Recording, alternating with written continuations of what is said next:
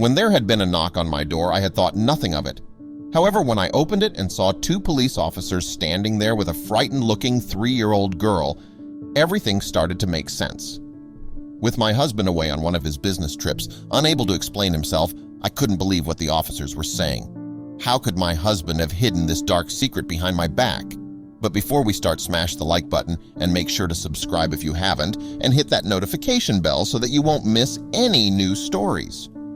It was almost our 3rd anniversary since Isaac and I tied the knot. During that time, he would finally take some time off from his job, and we would have some quality time together. He had told me he had booked a surprise trip for the two of us, and I had been totally enamored with the idea. Back then, I had no clue what roller coaster life had in store for me. I didn't hear what the officers were saying at first, my eyes solely trained on the little girl. It wasn't necessarily because of the officers that were standing on my porch, but the fact that I could also notice the resemblance. My head began to spin, but deep in my heart, I knew I was confident that regardless of his secrets, he wouldn't betray me like this. "What can I help you with?" "Is Mr. Isaac Preston home?" the male officer asked. I furrowed my eyebrows at the statement. "No, he is away for a business trip." The officers hesitated, their expressions unreadable. "Your husband is listed as the emergency contact for her," one finally said, nodding toward the girl.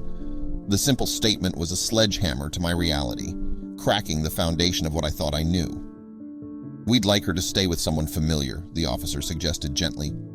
The girl's wide, scared eyes seemed to trust me already, and that trust anchored my swirling thoughts.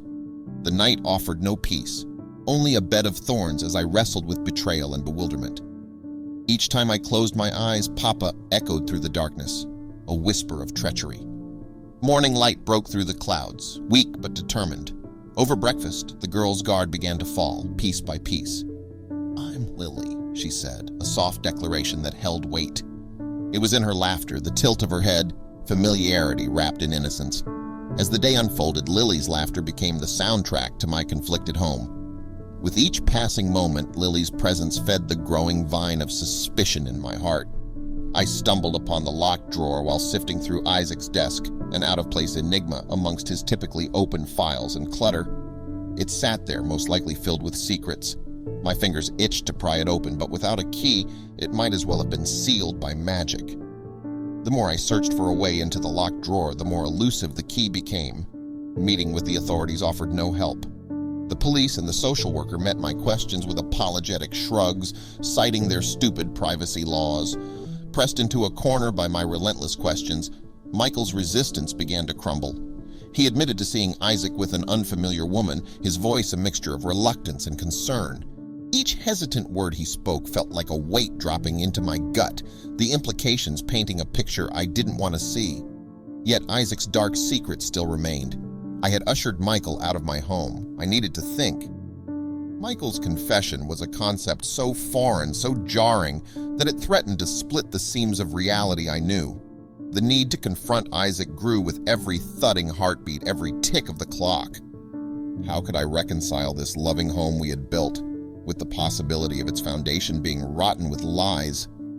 I tried calling Isaac repeatedly, my fingers numb as they tapped the familiar number. Each attempt was met with the digital void of his voicemail, the mechanical tone of it mocking my desperation. I left no message. What could I have said? Instead, I tried calling some of our mutual friends. Most didn't answer until finally someone picked up.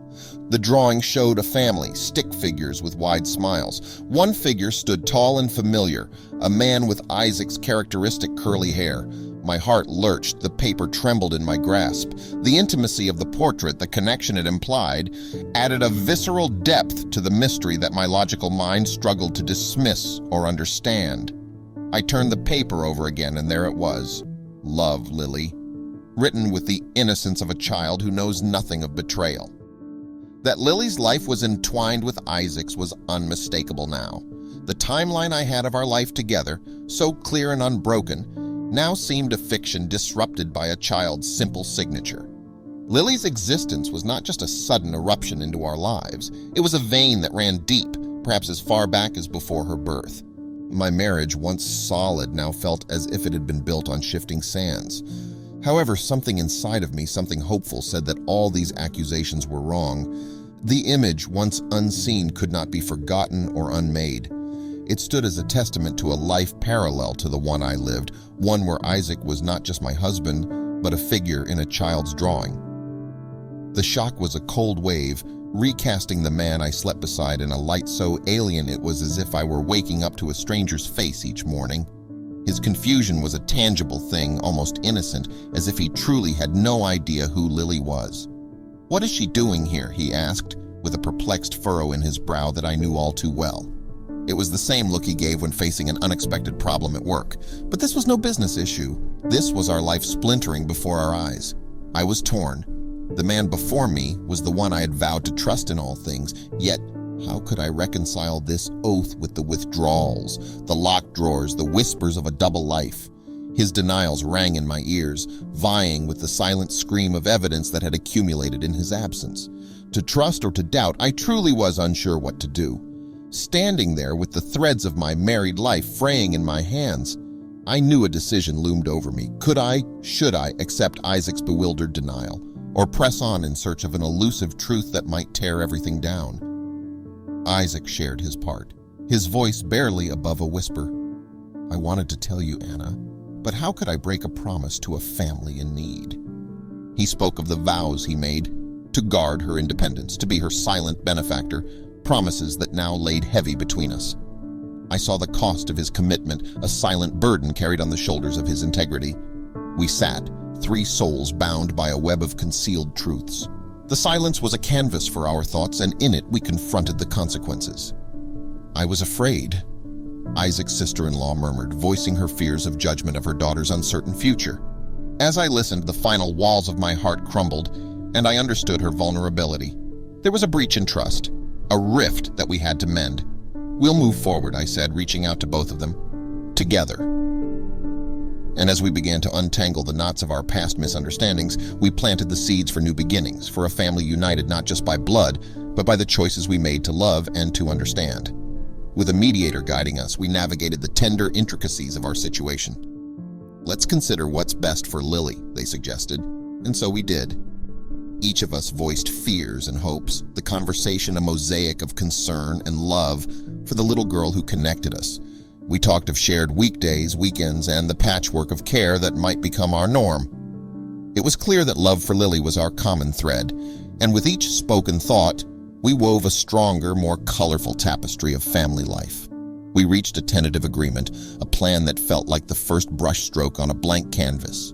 It promised Lily a home with us, laughter in the halls, and the continued embrace of her mother's presence. It wasn't just an agreement on paper. It was a pledge from our hearts, a commitment to shepherd a little girl through life with all the love we could muster together.